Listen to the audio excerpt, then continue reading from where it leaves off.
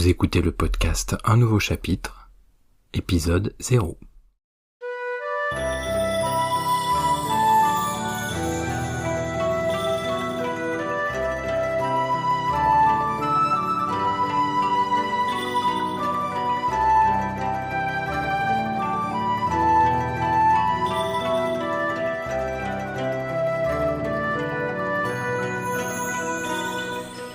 Bienvenue sur Un nouveau chapitre, le podcast qui vous propose une sélection des livres essentiels pour vous réinventer, pour démarrer ou poursuivre une croissance personnelle. Suivez le guide. Bonjour à tous, chères auditrices et chers auditeurs de ce nouveau podcast. Je m'appelle Olivier et l'objectif de cette émission est de vous présenter une liste non exhaustive et, ma foi très partiale, des livres de développement personnel qui sont, pour moi, des piliers et qui ont joué un rôle important, voire capital dans ma vie. Ainsi, nous allons créer une bibliothèque idéale, ou presque, de livres inspirants, de livres qui nous permettront de prendre les commandes de nos vies. Il est très facile de rester passager dans sa propre vie, de n'accepter aucune responsabilité, de toujours se trouver des excuses pour ne pas faire les choses. Avec ces livres, je vous propose de nous prendre vraiment en main, de devenir responsables de nos vies, de les faire ressembler à ce que nous désirons, en un mot, d'en devenir les pilotes. Si vous en avez ras-le-bol d'avoir une vie qui ne vous convient pas, passez à l'action et changez-la. Personne ne le fera pour vous. Je me suis caché moi-même derrière tout un tas d'excuses pendant des années. C'est fini grâce à ces livres que je vais vous partager au fil des épisodes. Je grandis, je crois. Du verbe croître. Je vous propose donc de grandir ensemble. Rester immobile, c'est un peu mourir, alors je vous propose d'entrer dans la danse, de toujours travailler à notre croissance personnelle. Abandonnons le cercle vicieux qui nous laisse toujours insatisfaits. Devenons positifs, devenons courageux et persévérants. Abandonnons la procrastination, ou alors gardons-la à un niveau acceptable. Ce podcast est fait pour vous aider. Vous pouvez aussi trouver des informations sur notre site internet finilestress.com dans nos articles approfondis et détaillés. Voilà ma promesse. Vous me direz dans les commentaires si le format vous convient, ce que vous en pensez et bien sûr le rapport que vous avez vous-même avec ces livres, ou bien si vous avez des recommandations à partager à la communauté. Et oui, parce que le but est aussi de créer une communauté active. À plusieurs, on est toujours plus fort que tout seul. Pourquoi un épisode 0 ? Ce préambule est tout simplement là pour prendre un temps afin de me présenter à vous et de planter le décor avant de commencer la semaine prochaine par un roman que j'affectionne particulièrement, Kilomètre Zéro de Maud Ankawa. Le développement personnel est à la mode depuis de nombreuses années. Pour ma part, je suis tombé dans la marmite sans m'en rendre compte et sans connaître ce terme. C'est grâce à une psychiatre qui m'a orienté vers une spécialiste du massage shiatsu en 2003. Cette dernière a tellement été efficace, elle a tellement réussi à débloquer tout ce qui était coincé en moi et dans mon ventre, elle m'a tellement fait pleurer pour me libérer, que je me suis dit que je tenais là quelque chose d'inestimable, qui allait enfin me permettre de clore un chapitre difficile de ma vie, et d'en ouvrir un nouveau. C'est aussi cette année-là où j'ai acheté mon premier livre de développement personnel sans avoir aucune idée de ce que c'était. Vous l'avez compris au mot psychiatre, je n'allais pas bien, j'étais dans un état dépressif. Et à la Fnac, je n'ai d'ailleurs aucune action chez eux, j'ai découvert, en tête de gondole, le livre de Philippe Labro, Tomber 7 fois et se relever 8. Grâce à ces deux professionnels, l'une de la santé mentale et l'autre de la santé physique, j'étais devenu un nouvel homme finalement. J'aspirais à l'amour depuis longtemps, le vrai, le romantique, l'amour des films hollywoodiens, des publicités. Vous savez, l'évidence au premier regard, le temps qui suspend son vol, etc. Alors aujourd'hui, je dirais que je ne suis plus certain qu'il existe sous cette forme. Mais à l'époque, j'étais jeune et naïf. Et puis, un peu de magie, de toute façon, ne saurait nuire, n'est-ce pas ? Quelques mois plus tard, je l'ai rencontré. Certains diront que c'est une coïncidence, d'autres y verront des cycles que nous décidons sans forcément en être conscients. J'étais dans la première catégorie à cette époque, je suis dans la seconde aujourd'hui. Il n'y a pas de vérité de toute façon, je pense. Ce qui compte, c'est d'être en accord avec soi-même et de suivre son intuition. C'est d'ailleurs l'un des précieux enseignements de Kilomètre Zéro, surtout découvrir et apprendre à écouter cette petite voix et suivre sa lumière dans les ténèbres. C'est en 2007 que j'ai décidé de me former au massage shiatsu pour moi-même et pour pouvoir aider les autres. Et je n'avais toujours pas entendu parler de développement personnel. Et puis la vie suit son cours, un mariage, 3 beaux enfants et à nouveau une fin de cycle. C'est assez étrange, mais en regardant se passer d'un point de vue actuel, la date à laquelle j'ai commencé une formation de sophrologue à l'université de Saint-Étienne, en 2016, correspond au moment où mon ex-femme m'a avoué, 3 ans plus tard, qu'elle avait commencé à ne plus m'aimer.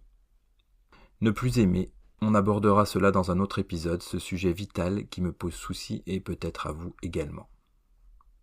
Revenons donc brièvement en 2016, j'étais enseignant et je me servais de la sophrologie pour permettre aux élèves qui le souhaitaient d'apprendre à mieux gérer leur stress avant les examens ou plus généralement dans leurs études.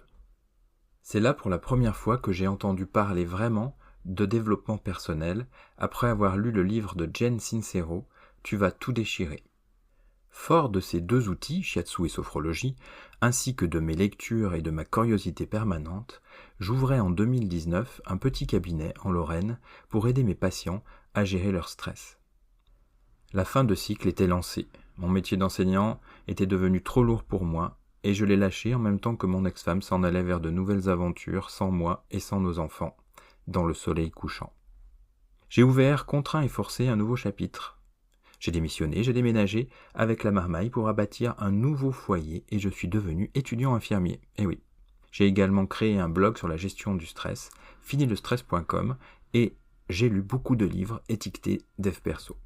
Certains sont de petites merveilles, mais d'autres ont été pour moi très arides. C'est en 2021 que j'ai découvert une nouvelle facette du développement personnel, celle des romans, qui permettent à la fois de s'évader et de réfléchir sur soi, sur son chemin, sur sa vie. Le premier qui m'est tombé entre les mains est celui de Laurent Gounel, l'homme qui voulait être heureux. Et Dieu, s'il y en a un, sait que je voulais l'être.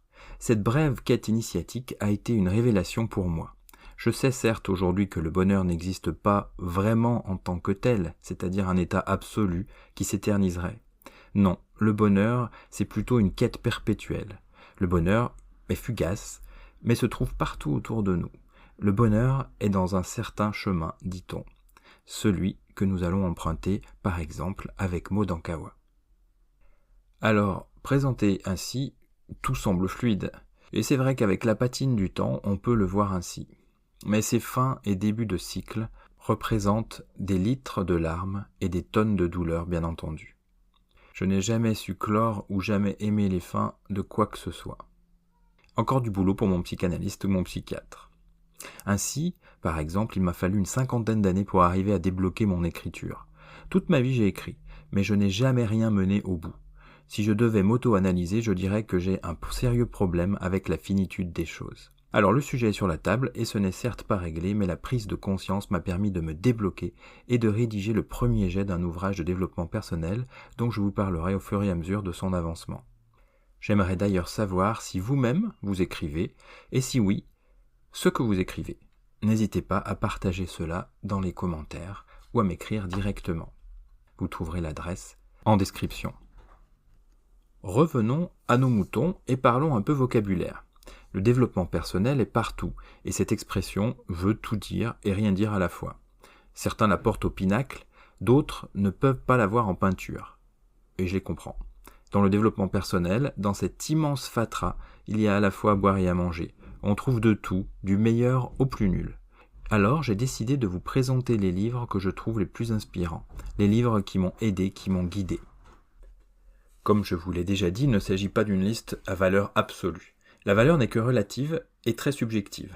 Ce que je vais vous raconter est le résultat de mon parcours, de mon expérience pour vous inspirer. Mais si vous êtes au point où j'étais il y a quelques années, en quête d'inspiration, en quête d'un chemin que je n'arrivais pas à trouver, eh bien j'espère que ce podcast saura vous aider. J'ai beaucoup hésité concernant le titre qui ferait l'objet de ce premier épisode. Je dois dire que le livre qui m'est venu d'abord à l'esprit est celui dont je vous ai déjà parlé de Jen Sincero, qui s'intitule « Tu vas tout déchirer ». Il est vraiment très spécial et très important pour moi parce qu'il marque un avant et un après, réellement. Mais je dois dire aussi, comme j'en ai parlé un peu plus tôt, que la manière la plus douce de faire passer des idées de développement personnel est sans doute celle du roman, et j'ai donc choisi ce titre-là. J'ai décidé de vous parler de Kilomètre Zéro de Maud Ankawa. Comme tous les livres que j'ai pu lire, ils sont liés à un moment particulier de mon existence. Celui-ci est rattaché à mes vacances d'été dans la station montagnarde de Champs-Rousses. J'avais loué un appartement avec mes 3 enfants pour passer une petite dizaine de jours de repos loin de la foule. Au programme, piscine couverte, randonnée dans la montagne, accrobranche, baignade dans des lacs, mais aussi repos et lecture. Quelques jours avant le départ, les valises se terminaient. Je suis allé chez mon libraire préféré, fureter du côté de mon rayon favori. L'année précédente, j'avais découvert le premier roman de Laurent Gounel et cette fois-ci, je suis tombé sur celui de Maud Ankawa. Alors, je n'ai certes pas choisi complètement par hasard ce livre, car il m'avait été conseillé, et quand mes yeux se sont posés sur sa couverture, je me suis dit qu'il fallait que j'essaye. Alors je l'ai acquis et glissé dans mes bagages. Voilà, je me suis présenté aussi sincèrement que possible. Vous avez maintenant une petite idée de qui vous parle, et j'ai hâte de vous retrouver dans le premier épisode, celui qui va évoquer ce magnifique roman qu'est Kilomètre Zéro de Maud Ankawa. Je vous laisse reprendre vos activités, je vous remercie d'avoir écouté ce podcast et je vous laisse pendant une semaine pour vous retrouver avec un grand plaisir pour le premier épisode. D'ici là, j'attends avec impatience vos commentaires et si vous avez aimé ce podcast ou au moins si vous le trouvez prometteur, n'hésitez pas à le partager autour de vous. Vous pouvez également vous inscrire à notre newsletter sur finilestress.com et vous aurez accès à de nombreuses informations exclusives. Rendez-vous la semaine prochaine.